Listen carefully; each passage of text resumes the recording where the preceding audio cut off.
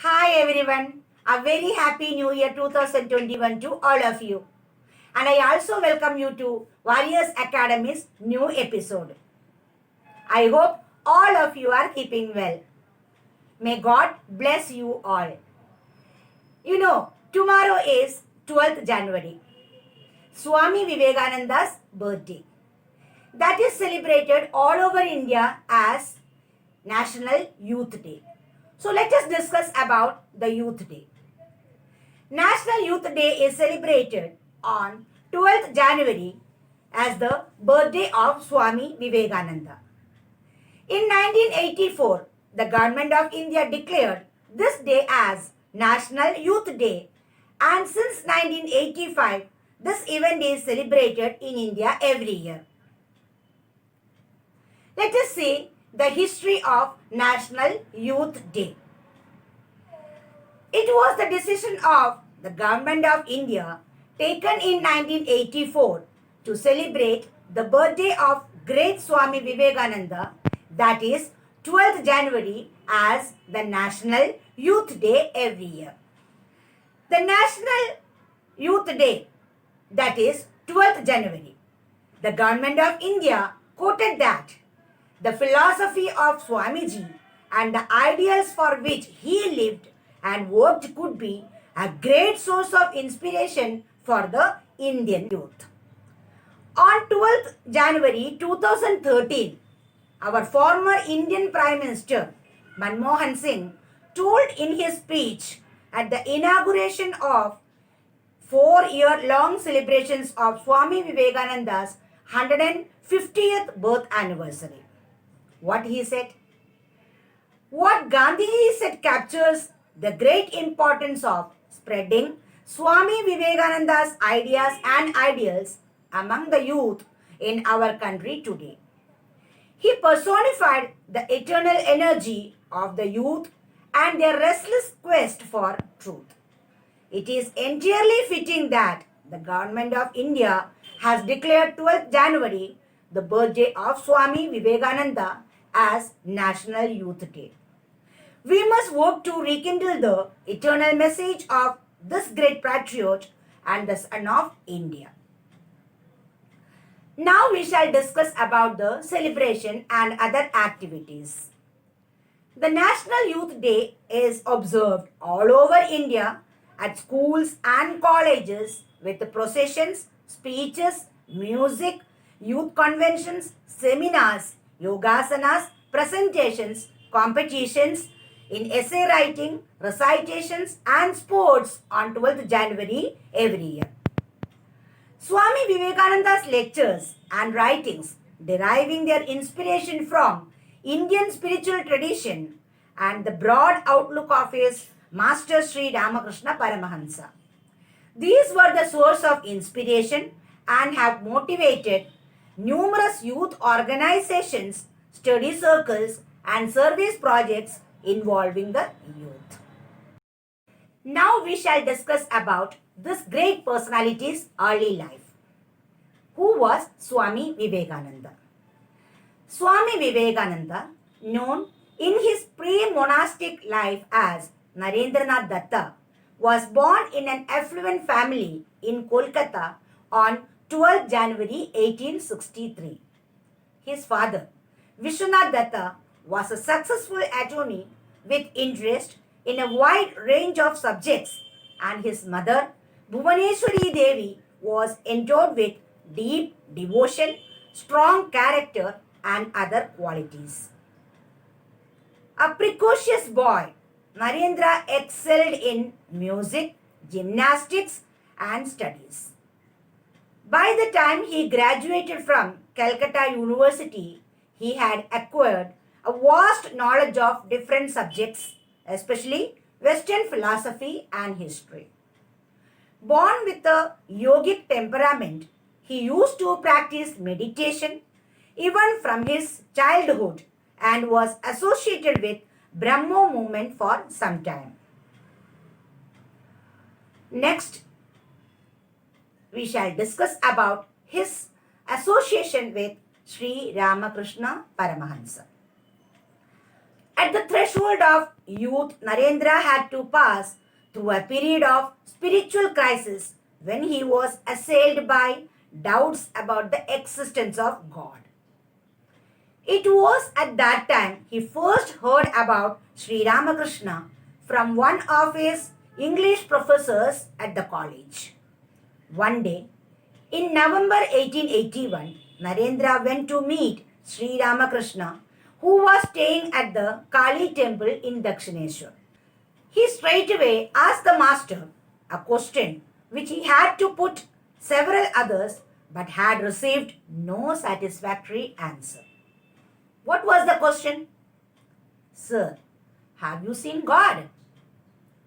Without a moment's hesitation, Sri Ramakrishna replied, Yes, I have. I see him as clearly as I see you, only in a much intenser sense. That was the answer given by Sri Ramakrishna. Apart from removing doubts from the mind of Narendra, Sri Ramakrishna won him over through his pure, unselfish love.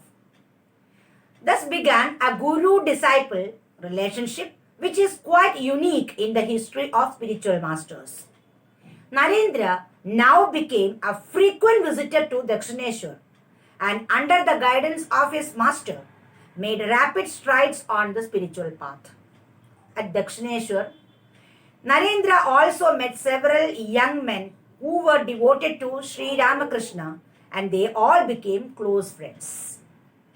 Now we will see the difficult situations faced by Sri Narendra, that is Swami Vivekananda. After a few years, two events took place which caused Narendra considerable distress. What was those two incidents? One was the sudden death of his father in 1884. This left the family penniless and Narendra had to bear the burden of supporting his mother, brothers and sisters. The second event was the illness of Sri Ramakrishna, which was diagnosed with cancer of the throat. In September 1885, Sri Ramakrishna was moved to a house at Shyampukur and a few months later to a rented villa at Kosipur.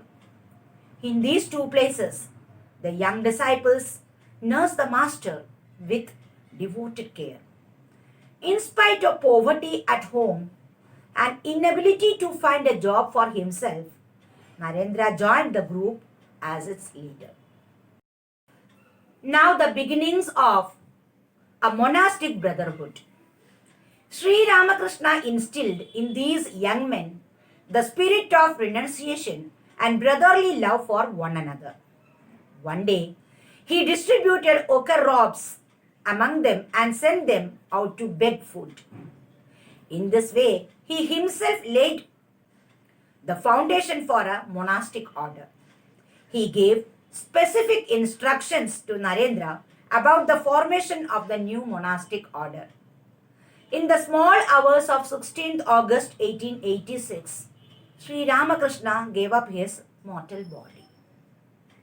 After the master's passing, 15 of his young disciples, one more joined them later, began to live together in a dilapidated building at Baranagar in North Calcutta. Under the leadership of Narendra, they formed a new monastic brotherhood and in 1887 they took the formal vows of sannyasa, thereby assuming new names. Narendra now became Swami Vivekananda, although this name was actually assumed much later. Now we will see the awareness of the life's mission. After establishing the new monastic order, Vivekananda heard the inner call for a greater mission in his life. While most of the followers of Sri Ramakrishna thought of him in relation to their own personal lives, Vivekananda thought of the Master in relation to India and the rest of the world. As the prophet of the present age, what was Sri Ramakrishna's message to the modern world and and to India in particular? This question and the awareness of his own inherent powers urged Swamiji to go out alone into the wide world. So, in the middle of 1890, after receiving the blessings of Sri Sharada Devi, the divine consort of Sri Ramakrishna, known to the world as Holy Mother, who was then staying in Kolkata, Swamiji left Baranagar Math and embarked on a long journey of exploration and the discovery of India. By understanding the masses' problems, he realized that they needed two kinds of knowledge. What is that? Secular knowledge to improve their economic condition and spiritual knowledge to infuse in them faith in themselves and strengthen their moral sense. The next question was how to spread these two kinds of knowledge among the masses? Through education. This was the answer that Swamiji found. Now he realized that an organization is necessary in order to uplift the masses. That is the founding of Ramakrishna Mission. One thing became clear to Swamiji. To carry out his plans for the spread of education and for the uplift of the poor masses and also of women, an efficient organization of dedicated people was needed. As he said later on, he wanted to set in motion a machinery which will bring noblest ideas to the doorstep of even the poorest and the meanest. It was to serve as this missionary that Swamiji founded the Ramakrishna Mission a few years later. Now his decision to attend the Parliament of Religions. It was when these ideas were taking shape in his mind, in the course of his wanderings, that Swami Vivekananda heard about the World's Parliament of Religions to be held in Chicago in 1893. His friends and admirers in India wanted him to attend the Parliament. He too felt that the Parliament would provide the right forum to present his master's message to the world, and so he decided to go to America. Another reason which prompted Swamiji to go to America was to seek financial help for his project of uplifting the masses. Swamiji, however, wanted to have an inner certitude and divine call regarding his mission.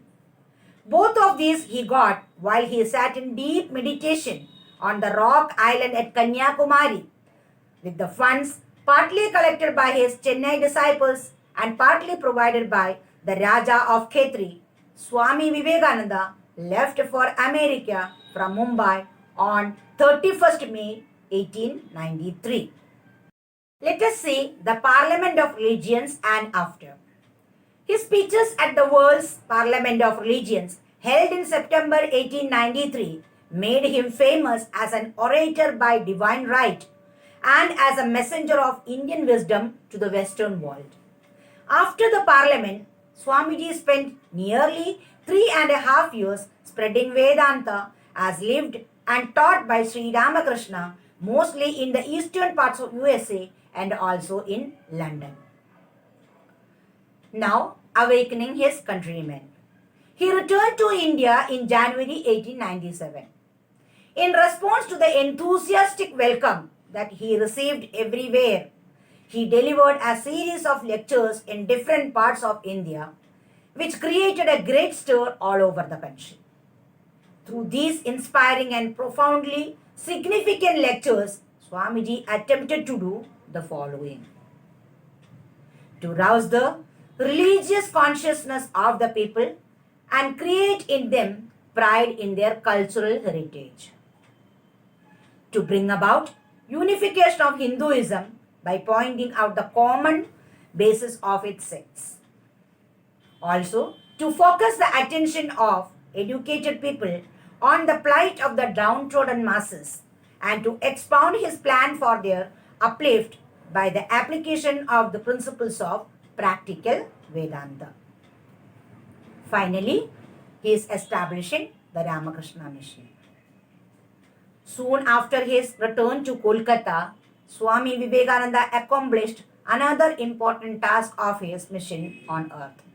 That was, he founded on 1st May 1897 a unique type of organization known as Ramakrishna Mission, in which monks and lay people would jointly undertake propagation of practical Vedanta and various forms of social service such as running hospitals, schools, colleges, hostels, rural development activities, and conducting massive relief and rehabilitation work for the victims of earthquakes, cyclones, and other calamities. Now, the founding of Belur Math. In early 1898, Swami Vivekananda acquired a big plot of land on the western bank of the Ganga at a place called Belur to have a permanent abode for the monastery and monastic order, originally started at Baranagar, and got it registered as Ramakrishna Math after a couple of years.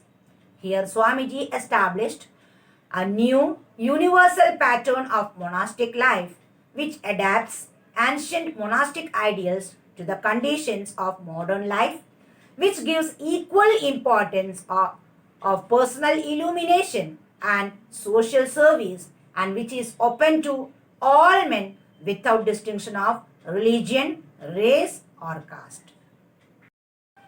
Now his last days. In June 1899, he went to the West on a second visit. This time, he spent most of his time in the west coast of USA. After delivering many lectures there, he returned to Belur Math in December 1900. The rest of his life was spent in India, inspiring and guiding people, both monastic and lay. Incessant work, especially giving lectures and inspiring people, told upon Swamiji's health. His health deteriorated and the end came quietly on the night of 4th July 1902. Before his Mahasamadhi, he had written to a Western follower. It may be that I shall find it good to get outside my body, to cast it off like a worn out garment. But I shall not cease to work. I shall inspire men everywhere until the whole world shall know that it is one with God. That was the end of this great soul. I hope everyone has liked this video. I wish all of you a very happy Youth Day. We will see in the next episode. Till that, bye bye. Take care, all of you.